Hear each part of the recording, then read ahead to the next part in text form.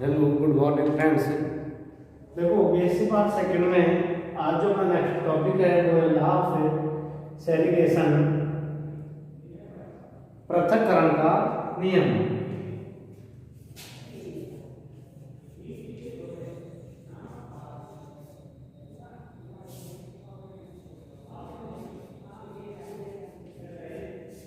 अपन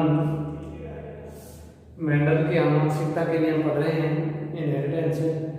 तो मेंडल की आनुवंशिकता के नियम है, ये मेंडल की आनुवंशिकता का सेकंड नियम है, जिसको पृथक्करण का नियम या युग्मकों की शुद्धता के नियम के नाम से भी इसको जाना जाता है। युग्मकों की शुद्धता का नियम।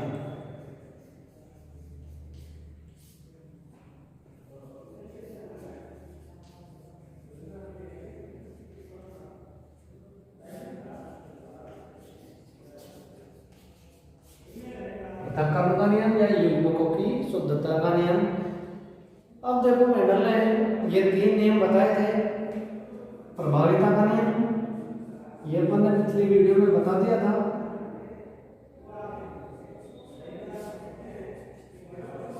कि इसमें मेंडल ने जब दो युग्मकों के मध्य क्रॉस करवाया तो उसने बताया था कि जो लक्षण F1 पीढ़ी में प्रकट हो जाता है वो तो प्रभावी लक्षण, और जो लक्षण F2 पीढ़ी में प्रकट नहीं होता है वो अप्रभावी लक्षण कहलाता है।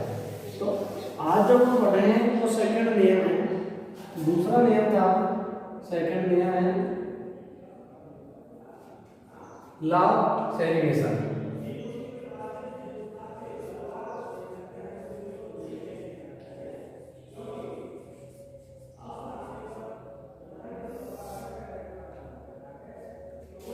युग्मकों की शुद्धता का नियम।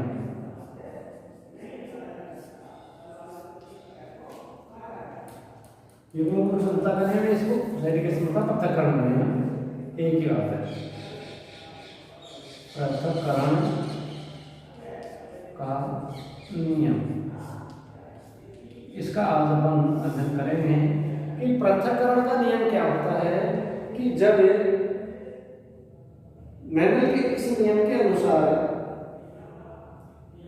मेंडल के इस नियम के अनुसार विषम युग्मजीय अवस्था में विकल्पीय सदस्य, विषम युग्मजीय अवस्था में, विषम युग्मजीय अवस्था में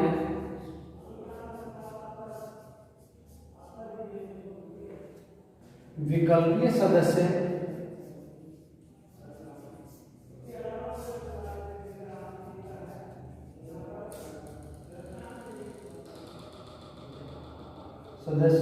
एक साथ, विकल्पीय सदस्य जो होते हैं वो एक साथ रहते हुए, एक साथ रहकर भी आपस में मिश्रित नहीं होते। एक साथ रहकर भी आपस में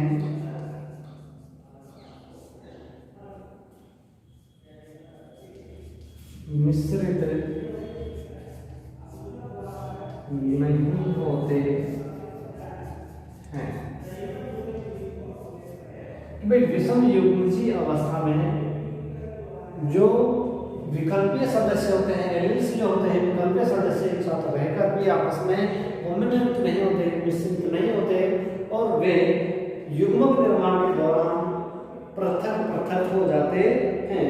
इसलिए इसे पृथक्करण के नियम के नाम से जाना जाता है।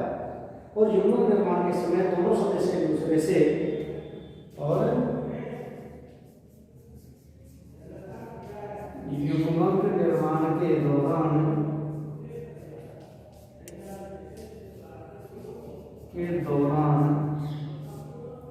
जैसे उनका युग्मक बढ़ता है तो युग्मक निर्माण के दौरान दोनों सदस्य, निर्माण के दौरान दोनों सदस्य एक दूसरे से, दोनों सदस्य एक दूसरे से बिना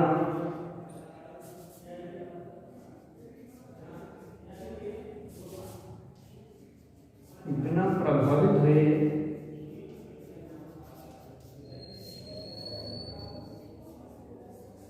उनमें एक दूसरे से बिना प्रभावित हुए क्या कर लेते हैं, युग्मक बना लेते हैं।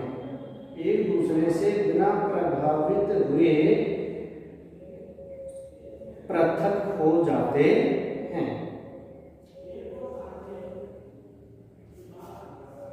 पृथक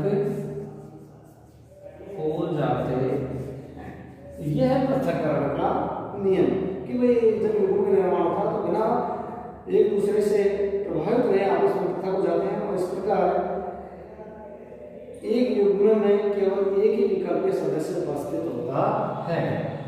इस प्रकार केवल एक युग्म में केवल एक सदस्य ही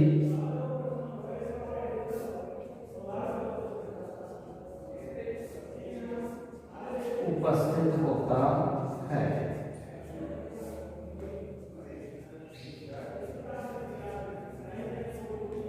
यह है पृथक्करण का नियम या युग्मकों की शुद्धता का नियम कि विषम युग्मजीय अवस्था में, विषम युग्मजीय अवस्था होती है जैसे कैपिटल पी और स्मॉल पी, समयुग्मजीय होती है या तो कैपिटल डबल पी या स्मॉल डबल पी। तो विषम युग्मजीय अवस्था में विकल्पीय सदस्य जो होते हैं, एलिल्स जो होते हैं, एक साथ रहकर भी आपस में क्या नहीं होते, मिश्रित नहीं होते, आपस में मिलते नहीं हैं। और युग्म निर्माण के दौरान जैसे उनमें आगे पीढ़ी जब बढ़ती है तो उसमें गैमेट्स जो बनते हैं, तो युग्मक निर्माण के दौरान ये सदस्य जो है एक दूसरे से बिना प्रभावित हुए क्या हो जाते हैं, अलग हो जाते हैं, पृथक हो जाते हैं। और इस प्रकार केवल एक युग्म में केवल एक सदस्य ही उपस्थित रहता है। इसलिए इसको क्या कहते हैं, पृथक्करण का नियम कहते हैं। इस नियम को युग्मकों की शुद्धता का नियम भी कहते हैं, क्योंकि इसमें F1 पीढ़ी में उपस्थित जो संकर होते हैं, इसमें F1 पीढ़ी में उपस्थित जो संकर होते हैं जैसे कैपिटल टी और स्मॉल टी, ये उपस्थित संकर है। उपस्थित संकर, ये उपस्थित संकर जो होता है F1 पीढ़ी में उपस्थित एलिल्स जो हैं वो युग्म निर्माण के समय अलग अलग युग्मकों में चले जाते हैं। ये उपस्थित जो एलिल्स होते हैं, एलिल्स जो हैं वो युग्म निर्माण के दौरान अलग अलग युग्मकों में चले जाते हैं। इसलिए इसको युग्मकों की शुद्धता के नियम के नाम से भी जाना जाता है। तो संतति की F1 पीढ़ी में दो प्रकार के युग्मक बनते हैं, जिनमें से आधे सदस्यों में कैपिटल टी तथा आधे सदस्यों में स्मॉल टी उपस्थित होता है। अतः युग्मकों में विकल्पीय सदस्यों की उपस्थिति कैपिटल टी अथवा स्मॉल टी शुद्ध कहलाती है। तो ये हुआ अपना पृथक्करण का नियम या युग्मकों की शुद्धता का नियम। क्योंकि इसको युग्मकों की शुद्धता का नियम इसलिए कहा जाता है क्योंकि इसमें उपस्थित जो संकर होते हैं कैपिटल टी स्मॉल टी, वो एलिल्स, ये एलिल्स जो होते हैं ये युग्मक निर्माण के समय अलग अलग युग्मकों में पहुंच जाते हैं। ये जो एलिल्स होते हैं ये एलिल्स युग्मक निर्माण के समय अलग अलग युग्मकों में चले जाते हैं, जिनमें से आधे सदस्यों में कैपिटल टी तथा आधे सदस्यों में स्मॉल टी के गैमेट्स उपस्थित होते हैं, सदस्य उपस्थित होते हैं। इसलिए इसको बोलते हैं युग्मकों की शुद्धता का नियम। अब देखते हैं इसका महत्व क्या है। मेंडल के आनुवंशिकता के द्वितीय नियम या मेंडल के पृथक्करण का नियम का महत्व। ये संकर जीव में यदि लाभदायक और नुकसानदायक जीव दोनों के जीन विकल्पी सदस्य साथ साथ आ जाए तो भी वे पीढ़ियों तक साथ साथ रहने के बावजूद एक दूसरे को प्रभावित नहीं करते। यदि एक हानिकारक और एक लाभदायक जीव यदि साथ साथ आ जाए तो कई पीढ़ियों तक साथ साथ रहते हैं, यदि एक दूसरे को प्रभावित नहीं करते, क्योंकि युग्म निर्माण के दौरान वो अलग अलग चले जाते हैं।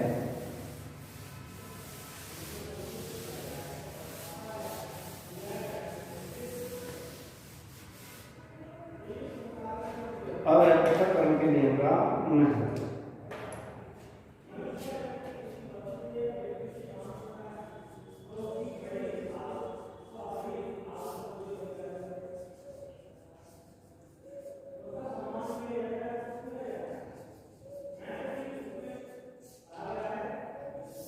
सिग्निफिकेंस, महत्व। तो देखो महत्व क्या है कि संकर जीव में यदि लाभप्रद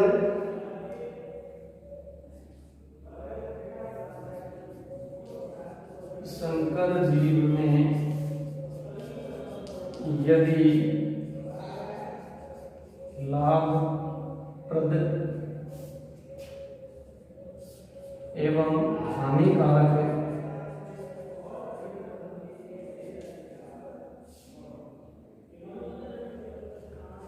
जीव, लाभप्रद एवं हानिकारक जीन दोनों विकल्पीय सदस्य, लाभदायक एवं हानिकारक जीन दोनों विकल्पीय सदस्य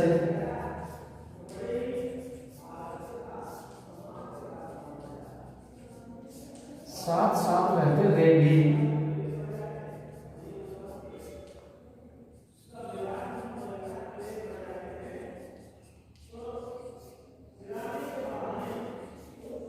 एक दूसरे को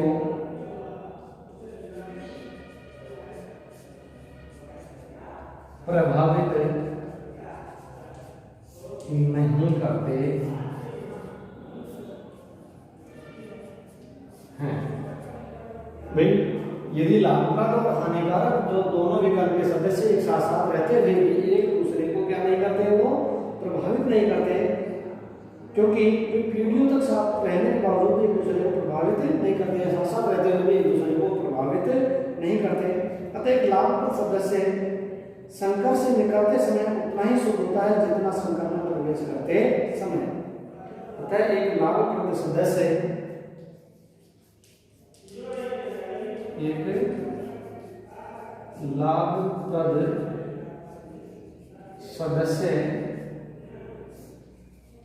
उतना ही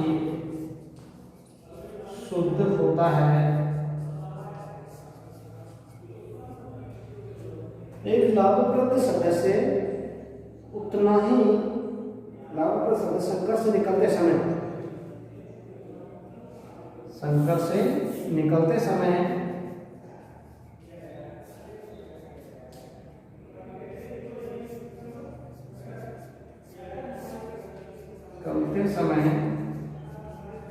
उतना ही शुद्ध होता है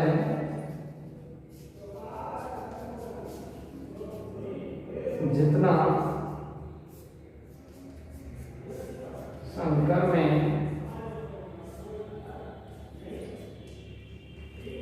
प्रवेश करते समय।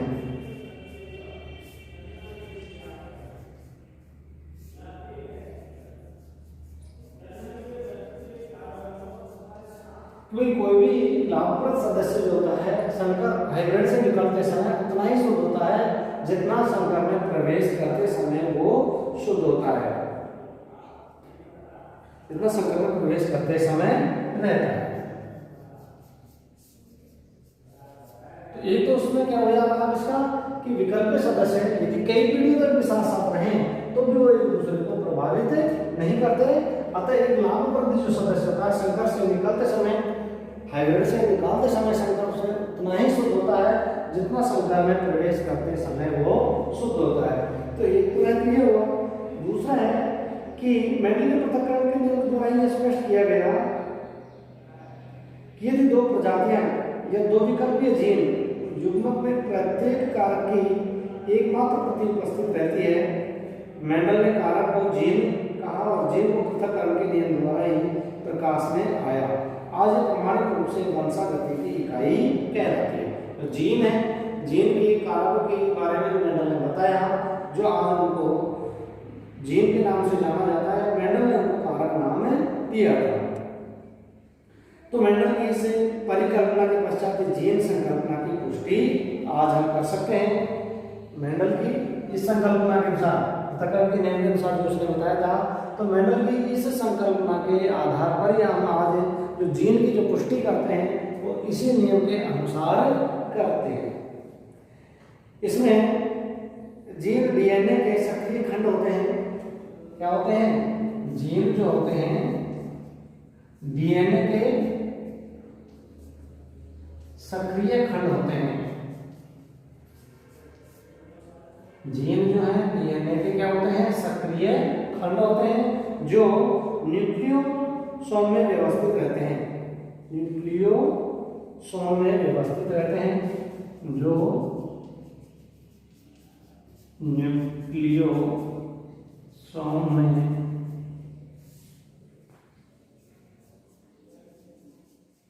व्यवस्थित रहते हैं।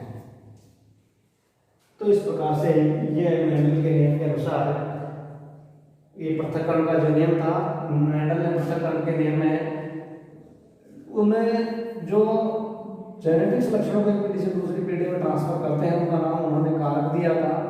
और इस कारक का आज वर्तमान में नाम जो जीन है वो इसी संकल्पना के आधार पर इसकी पुष्टि हुई, जिसको आज हम कई प्रयोगों के लिए या कई अध्ययनों के लिए ये जीन संकल्पना सिद्धांत की परिकल्पना जो हुई वो इस पृथक्करण के नियम के अनुसार ही सिद्ध हो पाई। तो मेंडल की ये वंशागति का सेकंड नियम था और यही कारण है कि युग्म विकल्पों के सम्मिश्रण संभव नहीं होता तथा शुद्ध रूप से पृथक हो जाते हैं। मेंडल ने बिना कारण जाने 18वीं सदी में ही सिद्ध कर दिया था। मेंडल ने कब सिद्ध कर दिया था? ये 18वीं सदी में ही, 18वीं सदी में ही मेंडल ने बिना कारण जाने में इसको सिद्ध कर दिया था कि भाई युग्म विकल्पों के सम्मिश्रण संभव नहीं होता तथा शुद्ध रूप से पृथक हो जाते हैं। सम्मिश्रण नहीं होता और शुद्ध रूप से ये पृथक हो जाते हैं। और ये मेंडल ने बिना कारण जाने 18वीं सदी में इसको पूर्ण रूप से सिद्ध कर दिया था।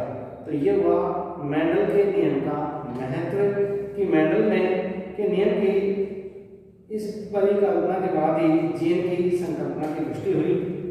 मेंडल के इस नियम के बाद ही जीन संकल्पना जीन कॉन्सेप्ट की पुष्टि हुई कि मेंडल ने जीन शब्द को क्या बोला था? कारक। और उन्होंने 18वीं सदी में इसको बता दिया था कि ये सम्मिश्रण रूप से नहीं होते, मिश्रित नहीं होते, क्योंकि ये युग्मक निर्माण के दौरान पृथक स्वतंत्र रूप से पृथक हो जाते हैं। इसलिए इसको इन्होंने पृथक्करण के नियम के नाम से जाना। तो ये आज अपना जो सेकंड नियम था पृथक्करण का नियम, ये पृथक्करण का नियम कंप्लीट होता है कि पृथक्करण के नियम की परिभाषा कि विषम युग्मजीय अवस्था में जो विकल्पीय सदस्य होते हैं, विषम युग्मजीय अवस्था में जो विकल्पीय सदस्य होते हैं, जैसे विकल्पीय सदस्य कैपिटल पी है स्मॉल पी, विषम युग्मजीय अवस्था में विकल्पीय सदस्य एक साथ रहते हुए भी वे आपस में मिश्रित नहीं होते। एक साथ रहते हुए भी वो आपस में क्या नहीं होते? कॉम्बिनेंट नहीं होते, मिश्रित नहीं होते तथा युग्मक निर्माण के दौरान वो दोनों सदस्य एक दूसरे से बिना प्रभावित हुए, युग्मक निर्माण जैसे गैमेट्स बढ़ते हैं तो युग्मक निर्माण के दौरान वो बिना प्रभावित हुए, एक दूसरे से बिना प्रभावित हुए अपने अपने युग्मकों में, अपने अपने गैमेट्स में चले जाते हैं। इसलिए उनमें क्या कहते हैं, युग्मक जो है वो शुद्ध बने रहते हैं, इसलिए इसको युग्मकों की शुद्धता का नियम भी कहा जाता है। इस प्रकार केवल एक ही विकल्पीय सदस्य उपस्थित होता है और F1 पीढ़ी में उपस्थित जो संकर होते हैं कैपिटल टी स्मॉल टी में उपस्थित एलियन से युग्मक निर्माण के समय अलग अलग युग्मकों में पहुंच जाते हैं और सत्य की F1 पीढ़ी में दो प्रकार के युग्मक बनते हैं, जिनमें से आधे सदस्यों में कैपिटल टी, दो प्रकार के युग्मक बनते हैं जिनमें आधे सदस्यों में कैपिटल टी और आधे सदस्यों में स्मॉल टी सदस्य प्राप्त होते हैं। इसलिए इसको बोलते हैं युग्मकों की शुद्धता का नियम। तो ये हुआ पृथक्करण का या युग्मकों की शुद्धता का नियम। इस नियम का कुछ महत्व है कि संकर जीव में यदि लाभप्रद और हानिकारक जीन दोनों विकल्पीय सदस्य साथ साथ रहते हुए भी, कई पीढ़ियों तक साथ साथ रहते हुए भी वो एक दूसरे को प्रभावित नहीं करते, अतः इनमें से लाभप्रद सदस्य संकर से निकलते समय जैसे ही इनमें से जो नाभिक प्रतिसंघर्ष से जो संघर्ष निकलता है समय उतना जितना शुद्ध होता है उतना ही ये प्रवेश करते समय रहता है।